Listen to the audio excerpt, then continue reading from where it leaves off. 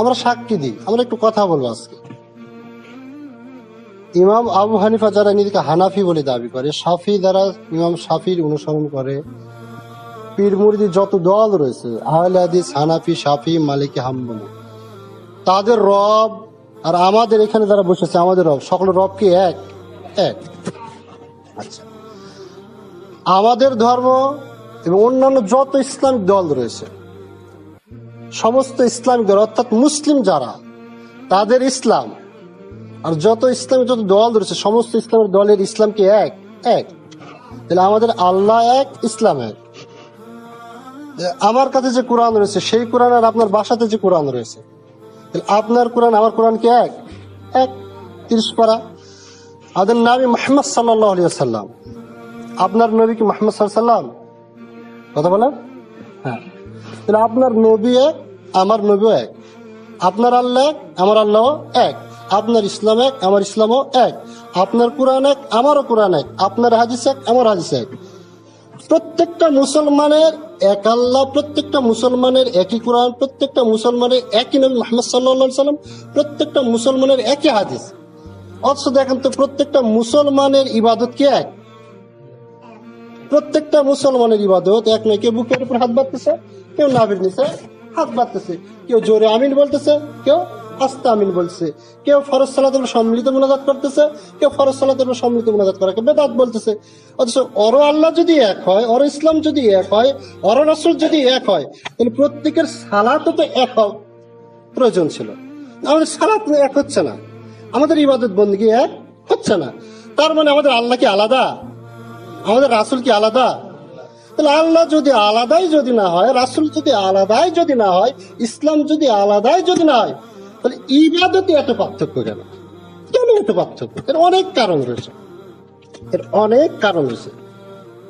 তার মধ্যে ওই জন্য বললাম ঘুমন্ত মানুষ ত্যাগ করবেন, একটু মনোযোগ সহকারে আজকে আলোচনা শুনবেন। আপনার ভিতরে আমার ভিতরে এই চিন্তা হয়, এত দল এত মত কেন? উনি ইসলামের নাম দিয়ে কাজ করতেছে, ইনিও ইসলামের নাম দিয়ে কাজ করতেছে। আমরা ইসলামটাকে নিজের ইচ্ছা অনুযায়ী ব্যবহার করি, যার কারণে আমরা এক হতে পারি। কিরকম? এক ব্যক্তি নামাজ পড়ে না, যারা পীর ধরে তারা আবার নামাজ পড়ে না। তো তাদেরকে যখন আপনি বললেন ভাই আপনি নামাজ পড়েন না কেন, তখন বলে কোরআনেই দলিল আছে। কিভাবে? সূরা নিসা আয়াত নম্বর 43 আল্লাহ বলতেছেন, ইয়া আইয়ুহাল্লাযিনা আমানু লা তাকরাবুস সালাত। লা তাকরাবুস সালাত মানে তোমরা সালাতের ধারে কাছে যাও না। দলিল কোরআন থেকে। মানে ওই নামাজ পড়ে না, যার কারণে দলিল বের করছে কোথায় থেকে? কোরআন থেকে। আপনি আজকে খোলা দেন সূরা নিসা 43 নম্বর আয়াত, পুরো আয়াত বলবেন আর মানে এতটুকু আর প্রয়োজন, এতটুকু বলে আল্লাহ বলছেন নেশাগ্রস্ত অবস্থায় সালাতের ধারে কাছে যাও না। মানে মদ খেয়ে পাগল হয়ে নেশাগ্রস্ত অবস্থায় সালাতের নিকটবর্তী হয় না। তো অতটুকু আর বলবেন, অতটুকু বললে তো ধরা খাবে, যার কারণে এতটুকু ব্যবহার করবে করে বলে ইয়া আইয়ুহাল্লাযিনা আমানু লা তাকরাবুস সালাত, সালাতের ধারে কাছে যান। এই জন্য আমরা নামাজ পড়ি। এক মুসলমান যারা জান্নাতের টিকিট বিক্রি করতেছে, তারা আবার নাচানাচি করতেছে। এক পীর ফকির আছে না নাচানাচি বিশ্বাসী, নাচানাচি যদি বলেন নাচানাচি কেন করেন, তো কোরআনে আছে। কিভাবে? কুল আউযু বিরাব্বিন নাস, মালিকিন নাস, ইলাহিন নাস, রব নাস, মালিক নাস, ইলাহ নাস। কোরআনে নাচানাচির কথা আছে, আমরা নাচলে সমস্যা কথা। আমরা তো বুঝি না এর অর্থটা কি, এটা আমরা বুঝি না। ঠিক অনুরূপ ভাবে ইসলামটাকে নিজের স্বার্থে আমরা ব্যবহার করার কারণে আমাদের সালাত, আমাদের সিয়াম, আমাদের ইবাদত বন্দেগী এক হচ্ছে। আরো যে কারণ, আরো অনেক কারণ রয়েছে। আল্লাহ তাআলা বলতেছে, যদি তোমাদের বিষয়ে যদি কোনো বিষয়ে মত পার্থক্য হয়, যে কোনো বিষয় নেই, সালাত নিয়ে মত পার্থক্য নেই, হানাফির সালাত আর আহলে হাদিসের সালাত এক হয়? হয় না। হানাফির সালাত শাফির সালাত এক হয় না। কেউ পরে 20 টাকার তারাবি, কেউ পরে 8 টাকার তারাবি। আসলে নবী কিন্তু একজনই, ইসলামও একটা, কোরআনও একটা, হাদিসও একটা, আল্লাহও একটা। তো আল্লাহ কোনটা পছন্দ করেন? অবশ্য আমাদের ভিতরে এত মতানক্য। তাহলে সূরা নিসা আয়াত নম্বর 59 নম্বর আয়াতে বলতেছেন, যে তোমরা আল্লাহর আনুগত্য করো তার রাসূলের আনুগত্য, কোনো বিষয়ে যদি মতানক্য তৈরি হয়ে যায়, এই আলেম বলতেছে এক কথা, আরেক আলেম বলতেছে আরেক কথা, এখানকার ইমাম বলতেছে এক কথা, আরেকজনের ইমাম বলতেছে আরেক কথা, কিছু মত পার্থক্য হয়, ফারুদ্দুহু ইলাল্লাহি ওয়া রাসূল, তাহলে তোমরা সেই মতানক্য বিষয়টি কোরআনের সাথে মিলাও, হাদিসের সাথে মিলাও। যদি কোরআন হাদিসে যদি পেয়ে যাও, এটা হচ্ছে তোমাদের জন্য উত্তম সমাধান।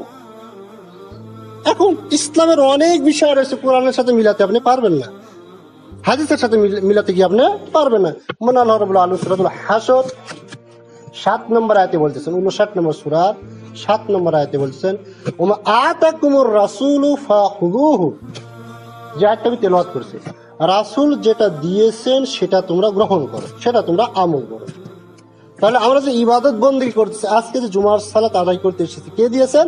রাসূল দিয়েছেন। 2 রাকাত, কয় রাকাত? 2 রাকাত। আল্লাহ বলছেন রাসূল যেহেতু জুমার সালাত 2 রাকাত দিয়েছেন, সুতরাং তোমরা 2 রাকাত আদায় করে নাও। ওমা নাহাকুম আনহু ফান্তাহু, রাসূল যেটা নিষেধ করেছেন সেটা হতে তোমরা বিরত থাকো। এখন একটা বিষয় দেখেন, ইসলামের ক্ষেত্রে যখন ইসলাম পালন করতে যাবেন, ইসলাম মনে করে যখন পালন করতে যাবেন, রাসূলের প্রত্যেকটা কথাই কি ইসলাম নয়? প্রত্যেকটা কথা হচ্ছে ইসলাম। রাসূলের প্রত্যেকটা কথাই আমল যদি করেন, বিনিময়ে আল্লাহ কি দিবেন? সব দিবে। বিনিময়ে আল্লাহ সব দিবে। আপনি যদি নফল সালাত আদায় করেন, নফল সিয়াম যদি আদায় করেন, রাসূল বলেছেন যে আপনি নফল সালাত আদায় করতেছেন, নফল সিয়াম পালন করতেছেন, বিনিময়ে আল্লাহ কি দিবেন? সব দিবেন। তাহলে রাসূল দিয়েছেন সেটা তোমরা গ্রহণ করো, আর রাসূল যেটা নিষেধ করেছেন সেটা তোমরা বর্জন করো। এখন ইসলামে এমন অনেক বিষয় রয়েছে যেটা নিষেধও নেই, দলিলও নেই, কিন্তু আমরা পালন করি। সেটা কি? ধর, নিষেধও নেই, দলিলও নেই। প্রত্যেকটা ইমাম জুমার খুতবা একটা বিষয় বলে, আম্মা বাদ ফাইনাল খায়রুল হাদিসি কিতাবুল্লাহ খায়রুল হাদি হাদি মুহাম্মাদিন সাল্লাল্লাহু আলাইহি ওয়াসাল্লাম শাররুল উমুরি মুহদাসাতুহা ওয়া কুল্লু মুহদাসাতিন বিদআ ওয়া কুল্লু বিদআতিন যালালা ওয়া কুল্লু যালালাতিন ফিন্নার। ইসলামের ভিতর এই দ্বীনের মধ্যে, এই দ্বীন ইসলাম কি কমপ্লিট নয়? আল ইয়াউমা আকমালতু লাকুম দীনাকুম, ইসলামের নাম দিয়ে যেটা করবেন সেটা ইসলামে থাকতে হবে, কেননা এই ইসলামটা হচ্ছে পরিপূর্ণ জীবন ব্যবস্থা। আল্লাহ এমন কিছু ইসলামে বাদ দেননি। সুতরাং ইসলাম মনে করে যে কাজটা করতে যাবেন, সেই কাজটা শরীয়তের ভিতর দেওয়া থাকতে হবে, যেটা ইসলাম মনে করে করতে যাবেন। আর যদি ইসলাম মনে করে করতেছেন কিন্তু দ্বীনের মধ্যে নাই, কোরআন হাদিসে দলিলে নাই, তাহলে সেটা কি হবে? সেটা বেদাতের অন্তর্ভুক্ত হবে। বেদাতটা বোঝার চেষ্টা করুন। বেদাত আমরা বুঝি না। বেদাতের আবিধানিক অর্থ হচ্ছে নতুন সৃষ্টি, নতুন সৃষ্টি। সেই নতুন সৃষ্টি কি? এই মসজিদ রাসূলের জামানায় ছিল? কথা বলছেন, রাসূলের জামানায় ছিল? ছিল না, এটা নতুন সৃষ্টি হয়েছে। এই যে লাঠি, এটা রাসূল নিয়ে খুতবা দিয়েছেন, এটা আজকে আমি নতুন সৃষ্টি করেছি, নতুন। এই মোবাইল রাসূল কোনদিন ব্যবহার করেছেন? নতুন সৃষ্টি। তাহলে আল্লাহ রাসূল যে প্রত্যেকবার বলেন কুল্লু বিদআতিন যালালা কুল্লু যালালাতিন ফিন নার, প্রত্যেক বেদাতি ভ্রষ্টতা, আর প্রত্যেক বেদাতের পরিণাম হচ্ছে জাহান্নাম। তার মানে কি মোবাইল জাহান্নামে যাবে? তার মানে কি লড়ি কি জাহান্নামে যাবে? তার মানে কি এই মসজিদ, এটা নতুন তো সৃষ্টি হয়েছে, মসজিদ কি জাহান্নামে যাবে? তাহলে বেদাতটা কি? নতুন সৃষ্টি। সে নতুন সৃষ্টিটা কোন ক্ষেত্রে হয় আমরা অনেকে জানি না। ইসলাম পরিপূর্ণ। ইসলাম কি? পরিপূর্ণ। আমার সাথে একটু কথা বলি, ইসলাম পরিপূর্ণ। এক গ্লাসটা মনে করেন, গ্লাসটা পরিপূর্ণ, ওই গ্লাসের ভিতর যদি পানি দিয়ে গ্লাস পরিপূর্ণ, ওই গ্লাসের ভিতর যদি আপনি মধু ঢুকাতে চান, ঢুকবে? পরিপূর্ণ গ্লাস। তাহলে ইসলাম এইরকম পরিপূর্ণ, কোনো বিষয় বাদ নাই, ইসলাম এইরকম পরিপূর্ণ। আর ইসলামের যেই কাজ করি সেই কাজটা কি মনে করে করি? সব মনে করে করি, আল্লাহকে খুশি করার উদ্দেশ্য নিয়ে করি। ইসলামের যেগুলো কাজ, এই যে আমরা মোবাইলটা ব্যবহার করতেছি, মোবাইল, এটা কেউ কি সব মনে করে করে? আমি যদি মোবাইল যদি 1 বছর যদি ইউজ করি, তাহলে কবুল হাতের সব পাবো, এই মনে করে কেউ কি মোবাইল ব্যবহার করে? অথচ এটা নতুন সৃষ্টি। তাহলে এটা বেদাতের অন্তর্ভুক্ত নয়, কেননা প্রত্যেক বেদাতই জাহান্নামে যাবে। তাহলে এটা বেদাত নয়। বেদাত কোনটা? সত্য মনে করে রাখবে, যে কাজ সওয়াবের উদ্দেশ্যে করা হয়। কিসের উদ্দেশ্যে? সওয়াবের উদ্দেশ্যে করা হয়, অথচ কুরআন হাদিসের দলিল নেই, এমন কাজকে বলা হয় বেদাত। তাহলে আমরা মোবাইল ব্যবহার করি সওয়াবের উদ্দেশ্যে নয়, এটা বেদাতের অন্তর্ভুক্ত নয়। এই যে ফ্যানটা ব্যবহার করি মোবাইলের উদ্দেশ্যে নয়, সওয়াবের উদ্দেশ্য নয়, এজন্য এটা বেদাতের অন্তর্ভুক্ত নয়। আমরা ইসলাম মনে করে করি, এটা আমাদের স্বার্থে মনে করে করি। এই পাঞ্জাবি রাসূল সাল্লাল্লাহু আলাইহি ওয়াসাল্লাম কোনোদিন পরেনি, আমার স্বার্থে আমি পাঞ্জাবি পরেছি। এই টুপি রাসূল মুহাম্মদ সাল্লাল্লাহু আলাইহি ওয়াসাল্লাম জীবনে পরেননি, তাহলে এই টুপি আমার স্বার্থে আমি এটা ব্যবহার করছি। ঘড়ি রাসূল সাল্লাল্লাহু আলাইহি ওয়াসাল্লাম জীবনে পরেননি, আমার স্বার্থে, দুনিয়াবি স্বার্থে এই ঘড়িটা আমরা তৈরি করেছি। তাহলে এগুলো করলে গুনাহ নেই, পাপ নেই, এগুলোকে বেদাত বলা হয় না। বেদাত কাকে বলা হয়? আজকে মনে করেন জুমার সালাত কয় রাকাত ফরজ? 2 রাকাত। অনেকে বলে বেদাতটা বুঝবেন, বেদাত কিন্তু ভালো কাজ হবে, বেদাত কিন্তু খারাপ কাজ হবে না। বেদাত হবে ভালো কাজ এবং মানুষ সব মনে করে করবে, আল্লাহকে খুশি করার উদ্দেশ্যে করবে, অথচ ইসলামের ভিতর নাই। এখন এই কাজ করলে জায়েজ হবে না না জায়েজ হবে, এটা বোঝানোর জন্য বলতেছি। আজকে জুমার সালাত 2 রাকাত ফরজ, আমি যদি আজকে জুমার সালাত 4 রাকাত পড়াই, আজকে জুমার সালাত 4 রাকাত পড়াবো, আপনারা মানবেন? ভালো কাজ না? নামাজ পড়া ভালো কাজ না? আজকে জুমার সালাত 2 রাকাত ফরজ, আমি আজকে 4 রাকাত পড়াবো, বিনিময়ে 2টা রুকু বাড়বে, বিনিময়ে 4টা সিজদা বাড়বে, বিনিময়ে কোরআন তেলাওয়াত বাড়বে, অক্ষর প্রতি 10 নেকি পাবো। এই কথা বলে যদি আজকে থেকে যদি আমি জুমার সালাত 4 রাকাত যদি আদায় করাই, তাহলে সালাত কি হবে? সালাত কি হবে? বাতিল হিসাবে গণ্য হবে। বাতিল কি পরের 2 রাকাত হবে না আগের 2 রাকাত সহ হবে? আমার কথা বুঝতে পারেননি, আবার বুঝেন। জুমার সালাত 2 রাকাত ফরজ, আজকে আমি বললাম যে আজ থেকে আমি 4 রাকাত পড়বো, তাতে বিনিময়ে সওয়াব পাবো, ভালো কাজ তো, ভালো কাজ, সবই কাজ। তাহলে কি আমার খালি এই পরের 2 রাকাত বাতিল হবে, না আগের ওই জুমার 2 রাকাত সহ সালাত পুরোটাই বাতিল হবে? পুরোটাই বাতিল হয়ে যাবে। এখন যদি আপনাকে যদি প্রশ্ন করি 4 রাকাত জুমার সালাত এটা পড়া যাবে না, এর দলিল আপনি বের করেন, আপনি বের করতে পারবেন? কেমন চালুই তো করলাম আজকে, এর দলিল ইসলামে কিভাবে পাবেন আপনি? আবার বোঝেন, ইসলাম পরিপূর্ণ হয়েছে, এই কোরআন, এই ইসলামটা পরিপূর্ণ হয়েছে 10ম হিজরিতে, রাসূল সাল্লাল্লাহু আলাইহি ওয়াসাল্লাম ইন্তিকালের 10ম হিজরিতে পুরো ইসলামটা কমপ্লিট হয়ে গেছে, পরিপূর্ণ হয়ে গেছে।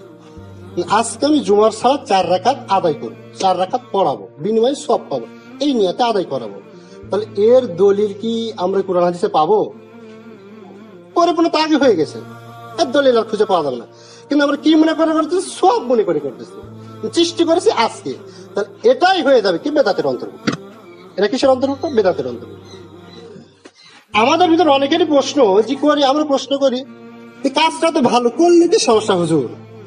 একটা কাজ করতেছি, করলে সমস্যাটা কি? একটা একটা ঘটনা, আমরা যে ফরজ সালাতের সম্মিলিত মোনাজাত করি, এখানে হয় নাকি? আচ্ছা যাই হোক আর না হোক, বিষয়টা বুঝে, মোনাজাত করে পাপ মনে করে করে না সব মনে করে করে? সব। নেকি মনে করে করে না পাপ মনে করে করে? নেকি মনে করে করে, আল্লাহকে খুশি করার জন্য করি না? তো এই কাজ যদি সব মনে করে করি, যেহেতু এটা ইবাদত, আর ইবাদত হচ্ছে তাওকিফি, দলিলে থাকতে হবে। দলিলে যদি থাকে তাহলে যদি আপনি আদায় করেন তাহলে এটা হবে ইবাদত। আর দলিলে যদি না থাকে, এই যে জুমার সালাত যেরকম 4 রাকাত আদায় করে আপনি বলছেন সালাত বাতিল হবে, বেদাতের অন্তর্ভুক্ত, এটাও বেদাতের অন্তর্ভুক্ত হয়ে যাবে যদি দলিলে না থাকে। আর যদি দলিলে থাকে এটা আপনি আমল করেন। এখন আমাদের খুঁজতে দলিল আছে কিনা, দলিল আছে কিনা সেটা আমাদেরকে খুঁজতে হবে। তাহলে এইরকম প্রত্যেকটা, এখন আপনি বলছেন কাজটা তো ভালো হুজুর, করলে কি সমস্যা? আল্লাহু আকবার বলে আমরা সালাত শুরু করি, আল্লাহু আকবার অক্ষর আছে 8টা, কয়টা? 8টা। আলিফ লাম লাম হা আলিফ তা 12, অক্ষর আছে 8টা। অক্ষর প্রতি যদি আমরা 10 নেকি যদি ধরি, তাহলে আল্লাহু আকবারে 8 10 কত নেকি? 80 নেকি। ক্লাস করাচ্ছি, খুদবা না, ক্লাস করাচ্ছি, বুঝেন? 8 10 80 নেকি। এখানে আল্লাহর একটা গুণবাচক নাম বলা হয়েছে, আল্লাহ সবচাইতে বড়, আল্লাহু আকবার, আল্লাহ সবচাইতে বড়। আর রহমান, এটা কার নাম? আল্লাহর নাম। আর রহিম কার নাম? আল্লাহর নাম। আর রহমান রহিম এটা কোথায় রয়েছে? সূরাতুল ফাতিহা 2 নম্বর আয়াত। এখন আমি যদি সালাতে দাঁড়িয়ে যদি বলি আর রহমান রহিম, সালাত হবে? এখানে অক্ষর হয়েছে 12টা, আর রহমান রহিম অক্ষর হয়েছে 12টা, তাহলে 12 10 120 নাকি, আর আল্লাহু আকবারে 80 নাকি। এখন আমি মনে করতেছি আরে এখানে আল্লাহ 2টা নাম, আর রহমান একটা, রহিম একটা নাম, আমি যদি আর রহমান রহিম দিয়ে যদি সালাত শুরু করি নেকি পাবো 120, আর ওখানে রয়েছে কম নাকি। সুতরাং এই বলে যদি আজকে যদি আমি সালাত যদি শুরু করি, তো সালাত কি হবে? হবে না, সালাত বাতিল হিসেবে গণ্য হবে। আপনারা পিছনে লুক মারবেন না হুজুর সালাত হয়নি, কেননা এখানে আল্লাহ রাসূল আল্লাহু আকবার দ্বারা সালাত শুরু করেছেন, আল্লাহু আকবারই বলতে হবে, যতই ভালো বাক্য থাকে না সেটা বলা যাবে না।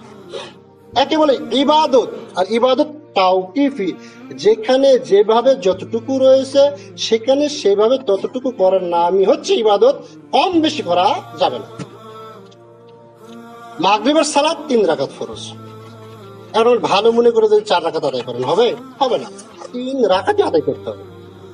এখন আবার যদি আপনি যদি মনে করেন যে পুরো 5 ওয়াক্ত সালাত এই যে মনে করেন জুমার সালাত অনেক সময় ধরে আদায় করতে হচ্ছে, এই সময় আমার দেওয়ার এই যে ফাঁকা বসে আছি, একসাথে 5 ওয়াক্ত সালাত একসাথে বসে আদায় করবো, হবে? তো নির্ধারিত সময় থাকতে হবে। আরাফাতের নফল সিয়াম আরাফার দিনই আদায় করতে হবে, অন্যদিন আদায় করলে নফল সিয়ামের ফজিলত পাওয়া যাবে? যাবে না। জোহরের সময় জোহরের সালাত আদায় করতে হবে, আসরের সময় আসরের সালাত আদায় করতে হবে। না আপনার ইচ্ছা অনুযায়ী যদি বলেন ফজরে আমি বেশি সময় পাই, সুতরাং ফজরে আমি বেশি রাকাত আদায় করবো, অর্থাৎ জোহরের সালাত আদায় করবো, আর জোহরে কম সময় পাই, জোহরে আমি ফজরের সালাত আদায় করবো, সালাত হবে? সালাতের বিধান আছে ঠিক, বিধান আছে ঠিক, উল্টা পাল্টা করে আদায় করলে হবে না। মুনাজাতের বিষয়টা ঠিক অনুরূপ, মুনাজাতের বিষয়টা ঠিক অনুরূপ। মুনাজাত দুয়া ইসলামের নাই, এটা দুয়া প্রত্যেক ব্যক্তির জন্য করা ওয়াজিব করতে হবে। এখন দুয়া এক জায়গার দুয়া যদি আরেক জায়গায় লাগানো হয়, দুয়াটা কি? ইবাদত। আল্লাহ রাসূল সাল্লাল্লাহু আলাইহি ওয়াসাল্লাম বলেছেন, আর দুআ হুয়াল ইবাদা, দুয়াটা হচ্ছে ইবাদত। আর ইবাদত কাকে বলা হয়?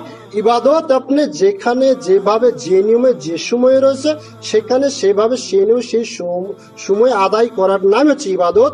কম বেশি করলে ইবাদত আল্লাহর দরবারে কবুল হবে না, যে আপনি বুঝতে পারলেন। তাহলে দুয়া মুনাজাত এই বিষয়টা হচ্ছে কুরআন হাদিস দ্বারা প্রমাণিত, যেখানে যেভাবে রয়েছে সেখানে সেইভাবে করাটার নাম হবে কি? ইবাদত। আর যদি কম বেশি যদি করেন তাহলে সেটা ইবাদত হবে না, সুন্নাত বহির্ভূত কোনো কাজ হতে পারে। আর ইসলামের বিষয়গুলো আপনাকে খুব পুঙ্খানুপুঙ্খ ভাবে বুঝতে হবে। আল্লাহ তাআলা বলছেন, ইযা জা নাসরুল্লাহি ওয়াল ফাত ওয়া রাআইতান নাসা ইয়াদখুলুনা ফি দীনিল্লাহি আফওয়াজা ফাসাব্বিহ। হে নবী, আপনি তাসবিহ পাঠ করুন, বিহামদিকা, তার প্রশংসা করুন, ওয়া রাব্বিকা ওয়াস্তাগফির, আপনি নিজে ক্ষমা প্রার্থনা করুন। আচ্ছা, আমি তো ইমাম, আমি ইমাম, আপনারা আমাকে এখানে মনে করেন ইমাম হিসেবে নিযুক্ত করেছেন আজকে। তো আজকে মনে করেন এক লোকের বাসায় গিয়ে আমি ভাত খাবো। আমি যদি ভাত খাই তো সমস্ত মুসল্লির তো ইনশাল্লাহ পেট ভরে যাবে, যাবে? আমার ঘুম সমস্ত মুসল্লির ঘুমে হবে? আমার খাওয়া দাওয়া, আমার পেশাব পায়খানা, আমার যাবতীয় কাজকর্ম আমি যেটা করছি, এটা যদি আমি ব্যক্তিগত যদি আমি সমস্ত মুসল্লির হবে? আজ থেকে কিছুদিন আগে একটা বিয়ে পড়াতে গেলাম, আল্লাহ রাসূল মুহাম্মদ সাল্লাল্লাহু আলাইহি ওয়াসাল্লাম বিয়ের একটা দোয়া শিক্ষা দিয়েছে। আপনারা কে কে জানেন যে প্রত্যেকটা বর এবং বউয়ের জন্য আল্লাহ রাসূল দোয়া শিক্ষা দিয়েছেন? কেউ কি জানেন? জানেন না। কি জন্য জানেন না জানেন? সম্মিলিত মুনাজাত করলাম, বের হয়ে চলে আসলাম। বারাকাল্লাহু লাকা ওয়া বারাকা আলাইকা ওয়া জামাআ বাইনাকা ফিল খায়র, আল্লাহ রাসূল দোয়া শিক্ষা দিয়েছেন। এই দোয়া পাঠ করলাম, পাঠ করার পরে বর পক্ষের বলছে, হুজুর দোয়া হলো না হুজুর, তো কি করতে হবে? সম্মিলিত দোয়া করেন। আপনি নানাক দিয়ে করে নেন। নানা দোয়া শুরু করলেন, রব্বানা যালামনা আনফুসানা ওয়া ইল্লাম তাগফির লানা ওয়া তারহামনা লানাকুনান্না মিনাল খাসিরিন। দোয়া শেষ। দোয়া শেষে আমি বললাম, নানা সাহেব দোয়াটা তো করলেন, এটা কিসের দোয়া জানেন আপনি? কিসের দোয়া? বিবাহ করা পাপের কাজ না নেকির কাজ? দিনের অর্ধেক, ইসলামের অর্ধেক হচ্ছে বিয়ে করা। তাহলে বিবাহ করা হচ্ছে নেকির কাজ। আর ইনি দোয়া করেছে, আল্লাহ বিবাহ করতে এসে রব্বানা যালামনা, আমরা জুলুম করে ফেলেছি, পাপ করে ফেলেছি, ওয়া ইল্লাম তাগফির লানা ওয়া তারহামনা লানাকুনান্না মিনাল খাসিরিন। আল্লাহ তুমি আমাদের পাপ যদি মাফ যদি না করো, ক্ষমা যদি না করো, আমি ক্ষতিগ্রস্তের অন্তর্ভুক্ত হয়ে যাব। উনি গেলেন বিবাহ করতে, নেকির কাজ করতে গেলেন। এটা আদম এবং হাওয়া আলাইহিস সালাম যে জান্নাতের ভিতর ভুল করেছিলেন, ভুল করার পরে তিনি বলতেন রব্বানা যালামনা আনফুসানা ওয়া ইল্লাম তাগফির লানা। তাহলে বিবাহ করতে গিয়ে এমন কি পাপ কাজ করলেন যে এই তো এখানে পড়তে হবে? কি পাপ কাজ করলেন ওর বুঝি না। আমি ইমাম সাহেব সূরাতুল বনী ইসরাঈল আয়াত নম্বর 24 আল্লাহ তাআলা বলছেন, কুল, আপনি বলুন। কুল শব্দটি এক বচন, কুল শব্দটি এক বচন। প্রত্যেক ব্যক্তি বলুন, প্রত্যেক ব্যক্তি বলুন, রব্বি, হে আমার রব। কার রব? আমার রব আর আমাদের রব এক। কথা বুঝেননি? আবার বুঝেন। রব্বি মানে আমার রব, এটা হচ্ছে আমার মোবাইল। এটা কার মোবাইল? আমার মোবাইল। আর মসজিদ হচ্ছে পুরো সমাজের মসজিদ। আর এই মোবাইল কার? আমার। এখানকার হক আছে না। তো রব্বি শব্দের আবিধান হচ্ছে আমার রব, আর রব্বানা মানে হচ্ছে আমাদের রব। তাহলে আমার পিতামাতার জন্য যে দোয়াটা করতেছে এখানে বলে রব্বি, হে আমার রব। আমি রবকে নিয়ে নিয়েছি, হে আমার রব। হামহুমা, হামহুমা মানে লালন পালন করো, তার প্রতি রহমত করো। হা হচ্ছে 1 বছর, হুমা হচ্ছে 2 বছর, মানে 2 জন ব্যক্তিকে। কয়জন ব্যক্তি? একজন ব্যক্তির কয়টা পিতামাতা হয়? বাপ মা কয়টা হয়? 2 জন। তাহলে হুমা 2 জন যখন ব্যক্তি উল্লেখ করতে যাবো তখন আরবিতে বলা হয় হুমা। আর কোরআনের আয়াতে রয়েছে রব্বির হাম হুমা, রব্বির হাম কামা, যেমনি রব্বা ইয়ানি, রব্বা ইয়ানি মানে আমাকে, নি মানে কাকে? আমি দোয়া করছি রব্বির হামুমা কামা রব্বা ইয়ানি সগীরা, হে আমার রব আপনি আমার পিতা মাতাকে সেইভাবে লালন পালন করো যেইভাবে সে আমাকে ছোট অবস্থায় লালন পালন করছে। সকলের জন্য দোয়া হলো না আমার জন্য দোয়া হলো? অর্থ তো আমরা বুঝি না, খালি আপনারা আমিন আমিন বলে চলে যাচ্ছে, কিন্তু দোয়া সবই আমি নিজের জন্য করে নিয়ে চলে যাচ্ছে। এটা তো আমরা বুঝি না, আমরা বুঝি না। তাহলে বিষয়টা মূলত সম্মিলিত মুনাজাত, এটাকে আমি বেদাত বলতেছি না, কিন্তু বিষয়গুলো দেখেন ইমাম সাহেব করতেছেন আর আপনি না বুঝে শুধু আমিন আমিন বলে চলে যাচ্ছেন। না বুঝে কেন করতেছেন? আমার খাবার আপনি খেলে পেট ভরে না। আমি সারাটা দিন কি অন্যায় করেছি, কি পাপ কাজ করেছি, এটা একমাত্র আমি জানি। এটা আল্লাহর নিকট কাকুতি মিনতি সহকারে চোখের পানি ফেলে কাঁদতে কাঁদতে বলতে হবে, তাহলে কেবল আল্লাহ কবুল করবেন। তাহলে কেবল করবেন। আজকে আপনার আল্লাহ এক, ইসলাম এক, নবী এক, কোরআন এক, সব কিছু এক। আপনার আমার সাথে গন্ডগোল, মুনাজাত নিয়ে গন্ডগোল, প্রত্যেকটা ক্ষেত্রে দেখবেন। নামাজে পায়ের সাথে পা লাগানো নিয়ে গন্ডগোল। কেন এগুলো গন্ডগোল হবে? মুনাজাত শব্দের অর্থ কি? যারা করতেছে, আল্লাহ তাআলা বলছে ফাসআলু আহলা যিকরা ইন কুনতুম লা তা'লামুন বিল বায়িনাতি ওয়াস-যুবুর, সূরাতুন নাহল আয়াত নম্বর 43 এবং 44 নম্বর আয়াত। যে আমরা এই যে বিভেদের ভিতর রয়েছি, মত পার্থক্যের মধ্যে রয়েছে, একটাই কারণ আমরা দলিল সহ জানি। আল্লাহ বলছেন তোমরা জানো দলিল সহ জানো। সূরাতুল হুজুরাত 49 নম্বর সূরা 6 নম্বর আয়াতে বলছেন একটা দলিল দেওয়া হলো, দলিল দেওয়ার পরে আল্লাহ বলতেছেন সেই দলিলটা তোমরা যাচাই বাছাই করো। এই যে মনে করো এই জমিটা, এই জমি এই লোকের জমি। এদিকে বাবাজি আপনার নামটা কি? নজিমুল্লাহ। নজিমুল্লাহর জমি, এখানে 5 কাঠা জমি তিনি খাচ্ছেন, ভোগ দখল করে খাচ্ছেন। জামাল শেখ মনে করেন কিনে নিবে নজিমুল্লাহর জমি, জামাল শেখ কিনে নেবে, মূল্য হচ্ছে 4 লাখ টাকা। এখন আমরা বলতেছি এটা নজিবুল্লাহ করে, আপনারা সকলে বলছেন নজিবুল্লাহ এখানে করে খায়, জমিটাই ওর, সবই ঠিক আছে বাবা, কিন্তু এর কিন্তু দলিল নাই। এর কি নাই? দলিল নাই। আপনি জমি কিনবেন 4 লাখ টাকা দিয়ে, সব ঠিক আছে, ফেরেশতার মতো মানুষ বাবা, তুই জমি একদম নির্দ্বিধায় কিনে নিতে পারো, কিন্তু সমস্যা এখন দলিল নাই। আচ্ছা আমি বললে হয়তো করবো, কাবা ঘরের ইমাম যদি এসে যদি বলে যে ওই যে 4 কাঠা জমি 4 লাখ টাকা কিনবেন, ঠিক আছে লোকটা ভালো, আমি চিনি জানি, কিন্তু আর কিন্তু দলিল নাই, নিবেন আপনি? দুনিয়ার কোন ক্ষেত্রে আমরা দলিল ছাড়ালি না। দলিল নেওয়ার পর আবার দেখেন এস এ ঠিক আছে নাকি না, সিএস ঠিক আছে কিনা, আর এস ঠিক আছে কিনা, তার আপনার ওয়ারিশ সনদ ঠিক আছে কিনা, আসলে জন্মগত তার হচ্ছে কিনা, ইত্যাদি সমস্ত যাচাই বাছাই করার পরে উক্ত জমিটা আমরা ক্রয় করে নিই। আপনি জান্নাতের একটা জায়গা দখল করবেন। রাসূল মুহাম্মদ সাল্লাল্লাহু আলাইহি সাল্লাম বলছেন জান্নাতের একটা চাবুক রাখার জায়গা হচ্ছে আসমান জমিনের তামানের চাইতে দামি হচ্ছে জান্নাতের একটা চাবুক রাখার জায়গা। এই জান্নাতে যাবেন, আপনার যে আমলের বিনিময়ে জান্নাতে যাবেন, সেই আমল কোনোদিন যাচাই বাছাই করছেন আপনি? কেন করলেন না? কিয়ামতের দিন গিয়ে যদি দেখা হয়ে যায় আপনি যে আমলটা করছেন পুরো আমলটা একটু যান, তাহলে আপনার আমার কি পরিস্থিতি হতে পারে? আপনি সব দুনিয়ার যাচাই করতে পারেন, যখনই বলে এই বিষয়টা যাচাই বাছাই করেন, তো হুজুর সাহেব অত বড় বড় ইমাম বলেছেন, অত বড় বড় আলেম বলেছেন, অত বড় বড় ব্যক্তি বলেছেন, কই কাবা ঘরের ইমাম বললে তো আপনি দুনিয়াবি 4 কাঠা জমি নেন না। যে আমলের বিনিময়ে আপনি জান্নাত ক্রয় করবেন, ইমামের দোয়া দিয়ে কি পাওয়া যাবে? প্রত্যেক ব্যক্তিকে যাচাই করতে হবে। ঠিক অনুরূপ আমি যে কথাগুলো বলতেছি এগুলো আপনাকে যাচাই বাছাই করতে হবে।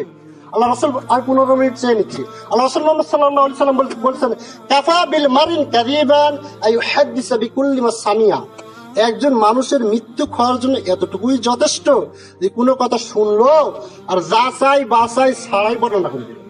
আবার বুঝেন, একজন মানুষের মৃত্যু খাওয়ার জন্য অতটুকুই যথেষ্ট যে কোনো কথা শুনলো আর যাচাই বাছাই ছাড়াই অন্য নিকট বর্ণনা করে দিল। তাহলে আপনি আমি মৃত্যু। ইসলামের কোনো কথা আমি বলবো আর আপনি যাচাই করবেন না, তা সেটাই আবার অন্যের কাছে বর্ণনা করবেন। রাসূল বলেছেন মৃত্যু, কিতাবুল ইলম মিশকাতের হাদিস নম্বর প্রথমেই রয়েছে যে মান কাযাবা আলাইয়া মুতাআম্মিদান ফালিয়াতাবাওয়া মাকাদাহু মিনান নার, যে ব্যক্তি জেনে শুনে আমার নামে একটা মিথ্যা কথা বলবে, রাসূলের নাম দিয়ে বললেন। একটা ভ্যান চালক ফতোয়া দেয়, অবশ্য কোরআন হাদিস পড়তে পারে না। আপনি আমি কিভাবে সালাত আদায় করবো, ভ্যান চালক বলতেছে এইভাবে করা লাগে, অবশ্য কোরআন হাদিস পড়তে জানে না।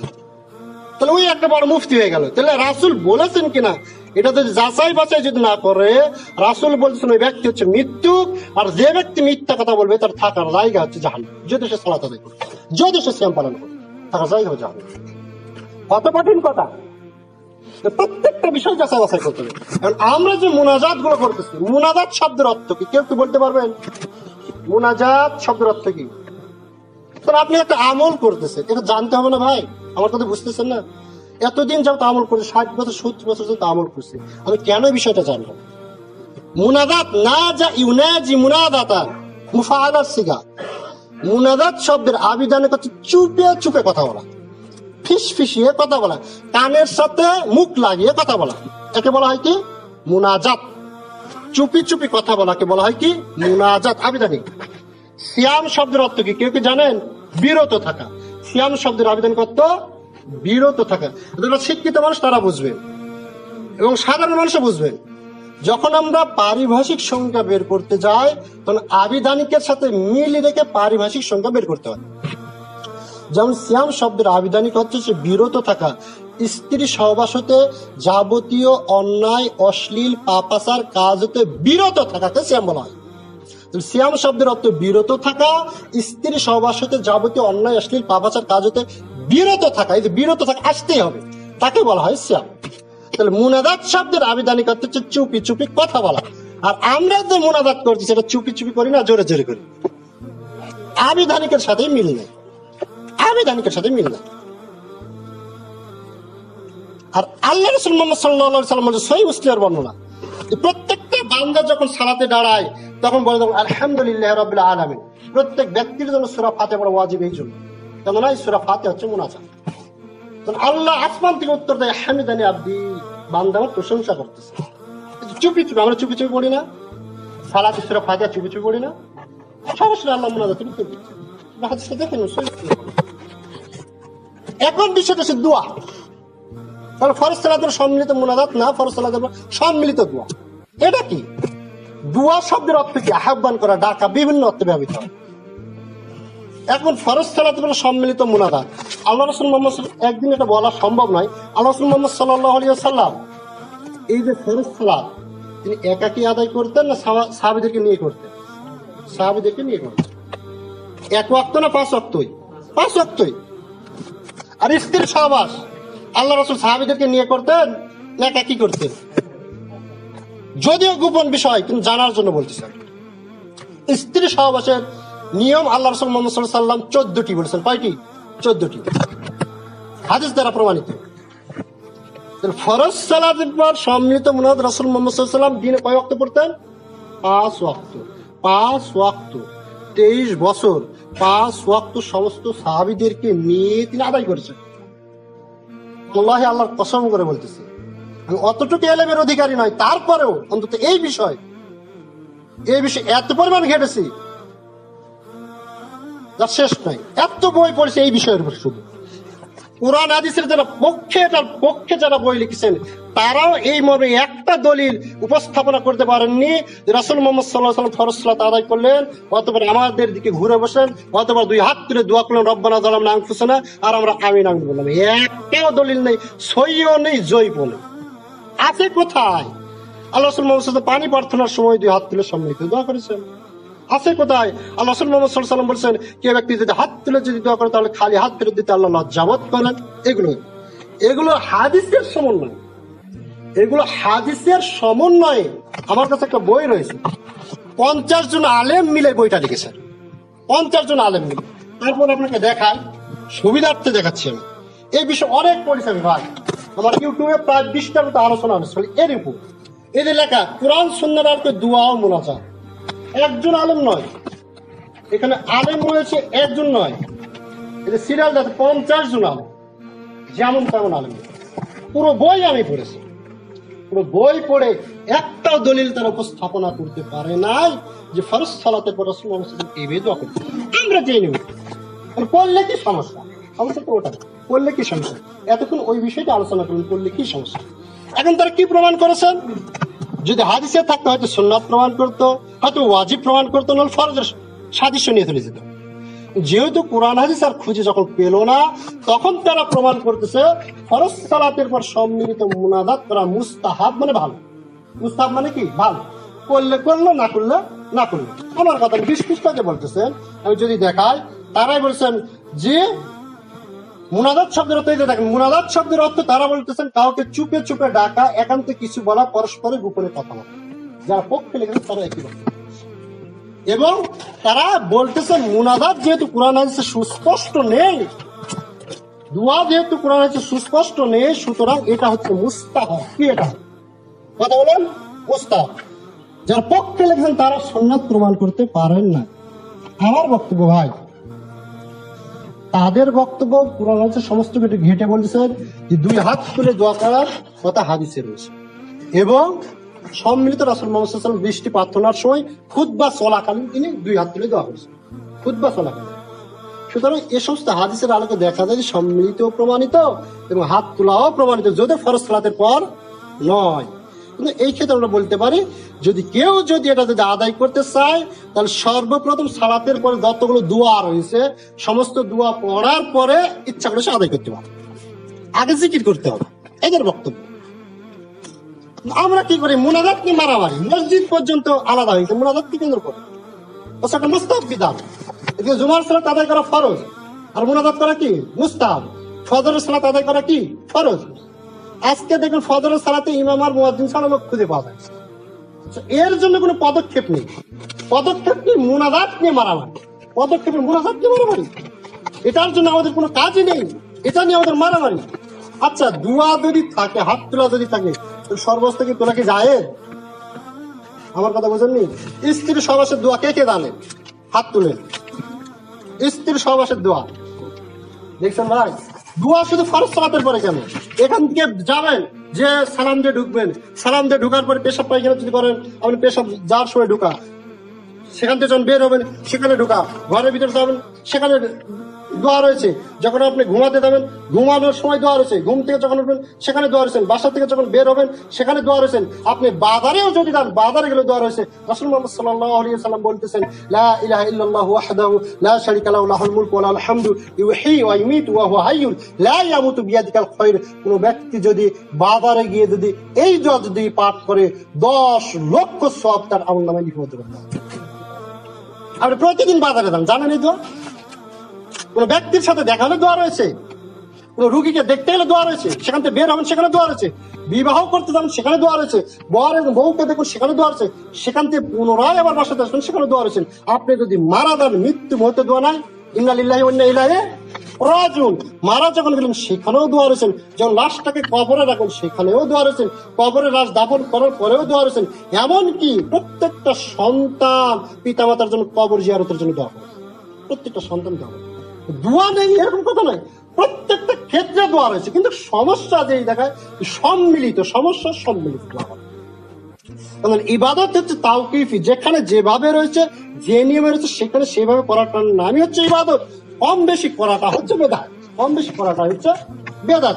এখন আপনি ফরজ সালাতের পর সম্মিলিত মুনাজাত এটা আপনি করতেছেন। এখন আপনাকে যদি আমি বলি বাসর ঘরে রাসূল মুহাম্মদ সাল্লাল্লাহু আলাইহি ওয়াসাল্লাম দোয়া শিক্ষা দিয়েছে, অনেক ব্যক্তি অনেক ভাইরা বলে হুজুর হয়তো দোয়া জানি না, আমি দোয়া জানি না, তাহলে কি করবো? ইমাম করলে তার সাথে আমিন আমিন বলে আমরা পার হয়ে যাই। ওই যে দোয়ার অবস্থা এটা, ইমাম যেগুলো দোয়া বলছেন নিজের জন্য, আর আপনি বলছেন আমিন আমিন। একটা ছোট বাচ্চা, ওর কি বিবাহের দরকার? আমরা যে দোয়াগুলো করতেছি, যুবকের কি দরকার? বইয়ের দরকার। ভালো স্ত্রীর জন্য সে দোয়া করবে।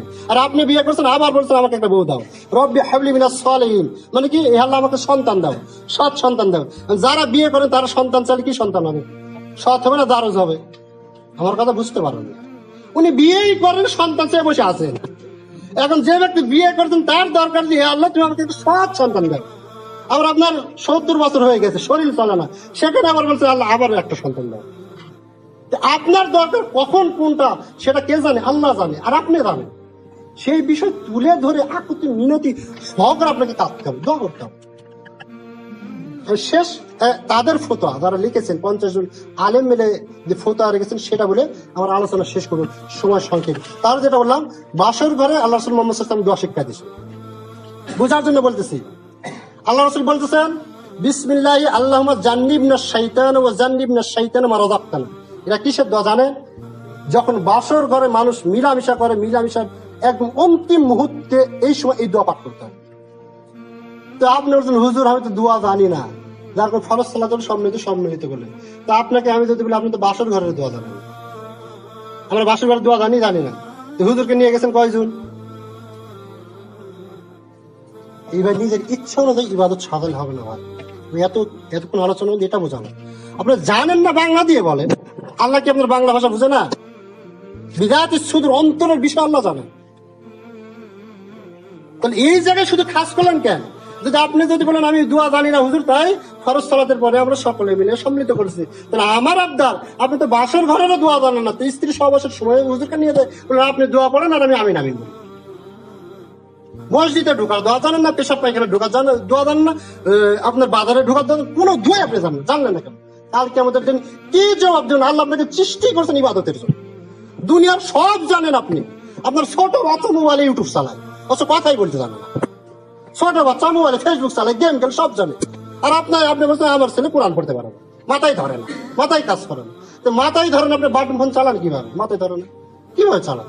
আল্লাহর নিকট এই কথাগুলো আপনি মাফ পাবেন না। দীর্ঘ 60 বছর আপনাকে আল্লাহ হায়াত দিয়েছেন। কিয়ামতের দিন ইয়ালাইতানি, সে আফসোস করে আর বলে, হায় আমার আফসোস, একবার দুনিয়াতে পাঠান শুনতে আল্লাহ, আমি এগুলো শিখে আসবো আল্লাহ। এই জাহান্নামের শাস্তি সহ্য হচ্ছে না। পুরো অসংখ্য আয়াত রয়েছে। সুতরাং যে মুনাজাত নিয়ে আমরা বারবারই করতেছি, মুনাজাত নিয়ে মারামারি করতেছি, আসলে মুনাজাতের বিষয় দেখেন, যারা মুনাজাতের পক্ষে বই লিখতেছে তাদের ফতোয়া বলে সময় শেষে আমরা আলোচনা করছি।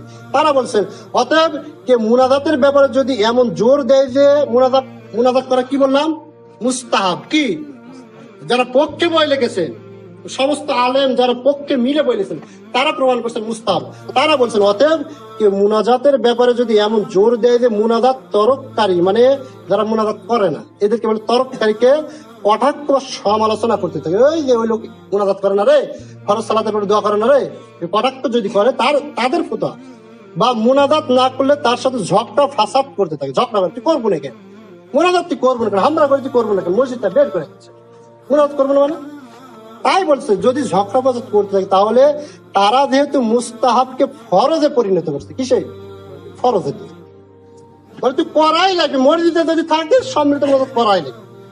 ফরজের ক্ষেত্রে, কিসের ক্ষেত্রে? ফরজের।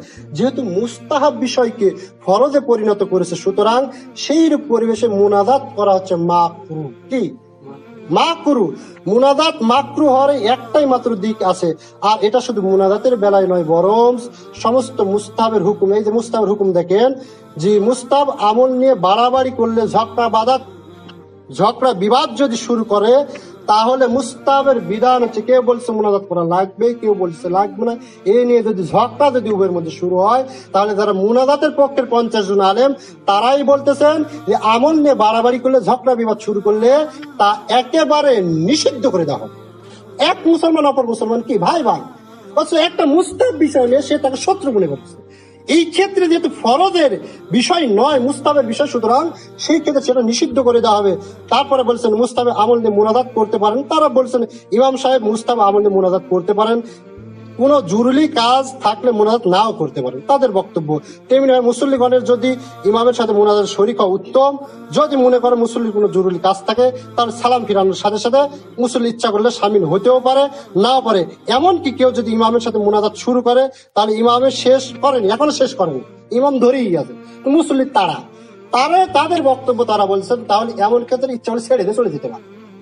মানে এটা এমন কিছু জরুরি বিষয় ভাই, সংক্ষিপ্ত আকারে আপনাকে বুঝাতে চাচ্ছিলাম, সেটা হচ্ছে মূল যে সামারি, সেটা হচ্ছে ইবাদতটা হচ্ছে তাওকিফি, আর ইসলামে যে কাজটা করা হয়, জি সময় শেষ, ওরাই বলছি আমি শেষ, আমার আলোচনা শেষ। ইবাদতটা হচ্ছে তাওকিফি, যতটুকু যেখানে যেভাবে রয়েছে ততটুকু সেখানে সেভাবে করতে হবে। ইসলামটা হচ্ছে পরিপূর্ণ। ইসলামটা কি? পরিপূর্ণ। আর যে কাজগুলো আমরা দুনিয়াবি স্বার্থে করতেছি, সব মনে করে করতেছি না, এতে কোনো পাপ হবে না। আর দিন মনে করে যখন করতে যাব, অবশ্যই সেই দলিল থাকতে হবে। আর দলিল যেখানে যেভাবে যে নিয়মে রয়েছে, সেখানে সেভাবে সেই নিয়মে সেই সময় করাটাই হচ্ছে ইবাদত। কম বেশি করলে ইবাদত হবে না। মাগরিবের সালাত জোহরে আদায় করলে হবে না, জোহরের সালাত মাগরিবে আদায় করতে হবে না, অথচ দলিলে রয়েছে। এখন আপনি যদি বলেন দলিলেও নেই নিষেধও নেই, দলিলেও নেই নিষেধও নেই, করলে কি সমস্যা?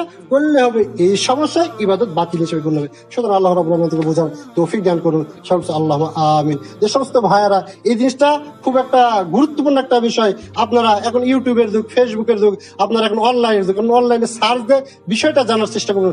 বড় বড় আলেমরা, বড় বড় বক্তারা এই বিষয়ে কি বলেছেন, সেখান থেকে সঠিক পথটা গ্রহণ করবেন, পাশাপাশি সেই বিষয়টা যাচাই বাছাই করে আল্লাহ রাব্বুল আলামিন আমাদেরকে আমল করার তৌফিক দান করুন। সকল আল্লাহ আমিন। আমাদের যাদের পিতামাতা আত্মীয় স্বজন মারা গেছে, আল্লাহ রাব্বুল আলামিন তাদের কবরে আযাবকে মাফ করে দিন। সকল আল্লাহ আমিন। যে সমস্ত ভাইয়েরা অসুস্থ রয়েছেন, আল্লাহ রাব্বুল আলামিন তাদের অসুস্থতা আরোগ্য দান করুন। সকলে বলছে আল্লাহ আমিন। যে